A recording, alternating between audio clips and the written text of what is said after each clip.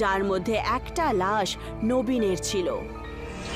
সুমিত্রা ভূতনির রূপে নবীনের ওপরে বসেছিল। সে নবীনের একটা আঁখ তুলে দেয় আর মাটিতে ফেলে দেয়। ভিকির শ্বাস ফুলে ওঠে আর সে পুরো শরীরে কারেন্টের মতো ফিল করে।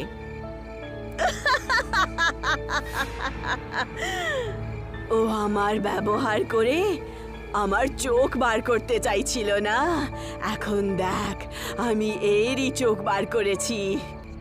ভিকির শ্বাস প্রচণ্ড দ্রুত চলতে শুরু করে।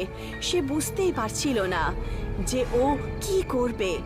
ও পালানোর জন্য আবার দরজার দিকে দৌড়য়, কিন্তু দরজা নিজে নিজেই বন্ধ হয়ে যায়। খোলো, দরজাটা খোলো, কেউ আমাকে রক্ষা করো। তোমার শেষ শ্বাস বেরোনোর আগেই আমি তোমাকে কিছু বলতে চাইবো।